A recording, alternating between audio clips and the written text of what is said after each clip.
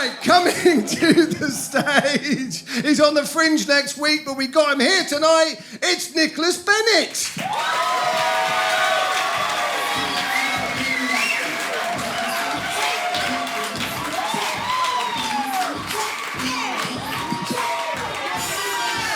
Hello, hello. Good evening, everyone. Hey, everyone. So I saw a billboard on the way here for the American Health Foundation. Apparently, they are America's #1 HIV provider.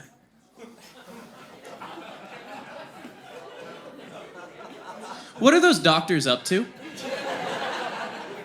That is not the physical I signed up for. And I don't think it's what they meant by spread love. I was born into a religious family, so I started acting at a very young age. A lot of people ask me if that's where my stage career started. No. I only got into that after spending hundreds of thousands of dollars on a law degree.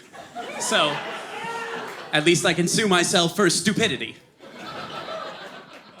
It is strange being from a traditionally religious family that's also progressive.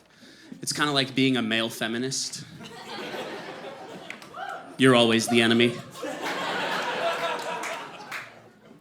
It's cool though, we're progressives, you know, we're pro-gay marriage, we're pro-choice, we're profoundly depressed. But it's cool, you know, it's cool. We're a bunch of self-loathing Presbyterians. The only thing I believe in is self-hatred. Thank you. And I pray that God hates me too. My dad is pretty cool. He's actually a historian, and he's currently writing a book about cults. Before that, he wrote a book about religious segregation in the Deep South. Yeah. I am an unemployed actor, doing stand-up for free on this stage.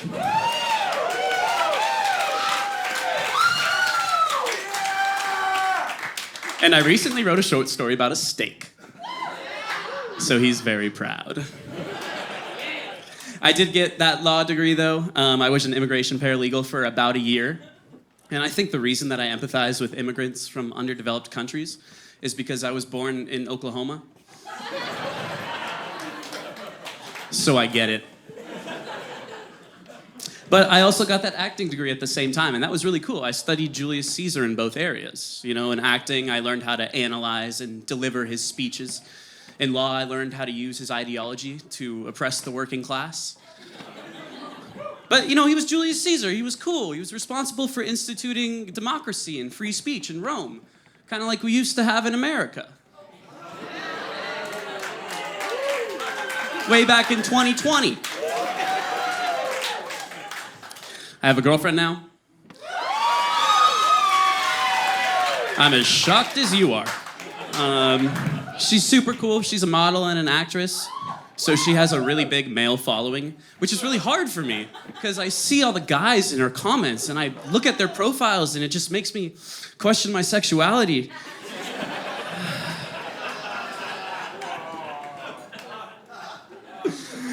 But I've never thought of myself as a very masculine guy, you know? And then I got a girlfriend. And all of a sudden I was like, if you so much as look in her direction, I will buy a gun. I'm a liberal, so like a squirt gun. But I will shoot you. I mean, squirt you. You guys laugh now, but it's a lot scarier when you're staring down the barrel of a Super Soaker G500. The gun, not my girlfriend.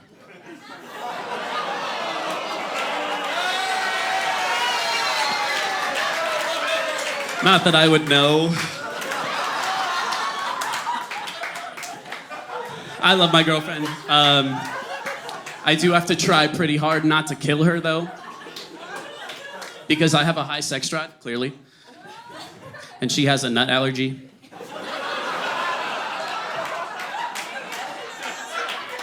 It's a sticky situation.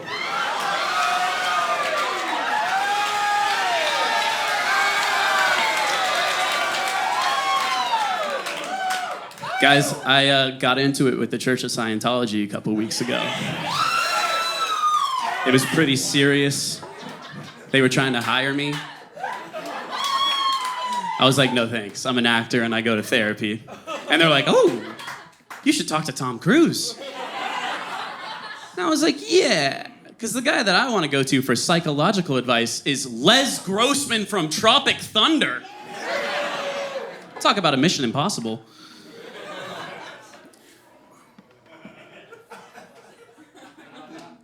So the KKK.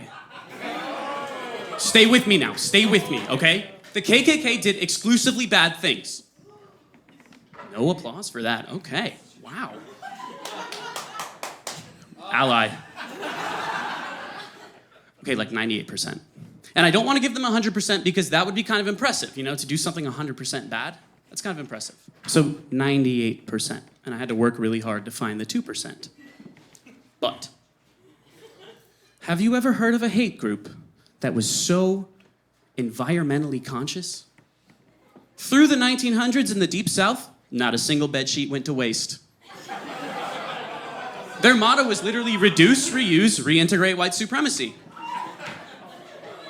And to be honest, it's made me stop using Tide because I'm an ally and, you know, Tide's motto is we wash whiter than bleach can bleach. What kind of cleansing are we talking about? No stains. Happy Juneteenth. That's my time, everyone. I've been Nick Bennett. Thank you so much. We got some great comedians coming up for you. Thank you. Nicholas Bennett.